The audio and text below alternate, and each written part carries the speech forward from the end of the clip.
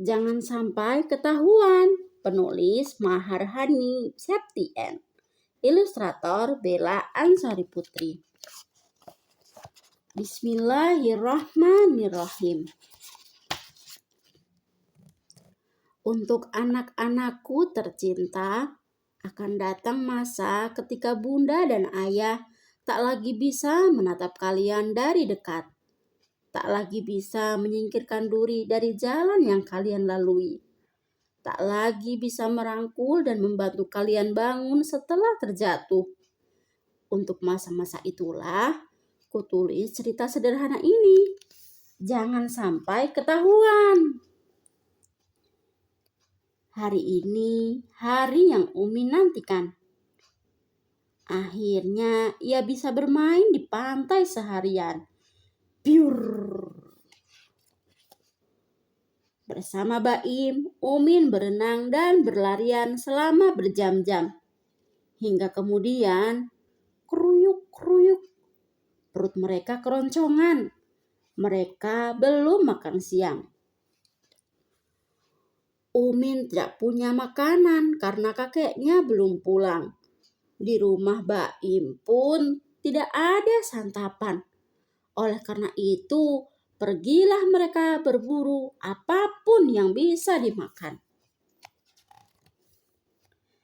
Setelah lama mencari, Umin belum mendapatkan apa-apa. Sementara itu, Baim menemukan sesuatu. Serok, serok, serok. Oi, Umin, lihat, aku dapat yang besar. Alhamdulillah, ini cukup untuk kita berdua. Ternyata itu Kima, kerang yang dilindungi. Kata kakekku, Kima tidak boleh dimakan, Baim. Kima penting untuk menjaga lingkungan laut kita. Jelas Umin sambil mengingat pesan kakeknya. Bagaimana kalau kita tangkap ikan saja? Usul Umin. Ia enggan memakan Kima. Namun mereka tidak punya alat menangkap ikan. Di samping itu mereka pun sudah tidak kuat menahan lapar. Baim punya rencana. Ia tahu cara memakan Kima tanpa ketahuan siapa-siapa. Karena sudah sangat lapar, mau tidak mau, Umin ikut memakan Kima. Akhirnya perut mereka kenyang. Sementara itu, hati Umin masih tidak tenang. Mereka pun mulai menyembunyikan cangkang Kima. Ayo, lekas kubur dalam-dalam cangkang Kima ini, Baim, seru Umin tergesa-gesa. Tiba-tiba, srek, srek, srek. Apa yang kalian sembunyikan? Karena Umin sedang gugup, Umin merasa kepiting itu bisa berbicara. Gawat, kita ketahuan. Ayo sembunyikan di tempat lain. Aduh, mereka lari sampai terengah-engah. Itu dia, kita sembunyikan di atas pohon kelapa saja, ajak Umin. Kalian mau menyembunyikan cangkang Kima yang sudah kalian makan ya? Tupai itu seperti tahu apa yang sudah mereka lakukan. Aduh, mereka panik tidak karuan. Di manakah cangkang kerang itu bisa mereka sembunyikan? Sebetulnya Umin tahu ada tempat sepi dan tersembunyi. Hanya saja ia ragu. Tempat itu cukup jauh.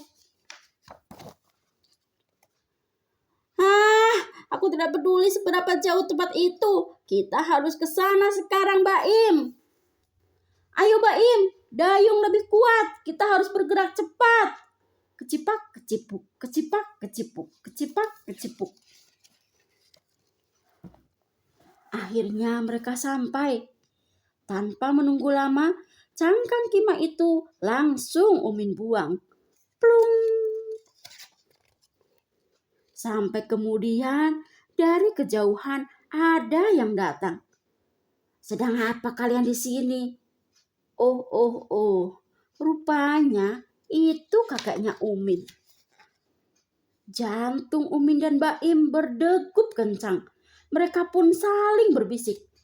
Apa tadi kakak mau melihat kita?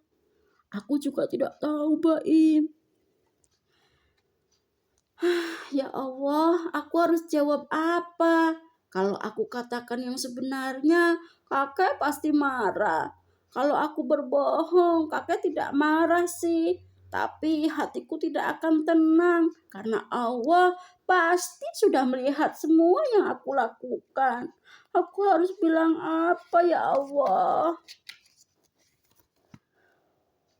Aku dan Umin tadi kami makan kima, Kek. Terus cangkangnya kami sembunyikan di dalam gua. Jawab Umin terbata-bata.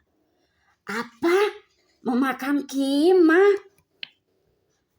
Maaf ya, Kek. Aku dan Baim menyesal telah memakan kima. Kami berjanji tidak akan mengulanginya. Kakek terdiam sejenak. Baiklah, kakek memaafkan kalian. Asalkan kalian mau membantu kakek menjaga taman kima. Jawab sang kakek yang masih merasa kesal. Akhirnya Umin dan Baim merasa lega. Setiap akhir pekan mereka membantu sang kakek merawat taman kima.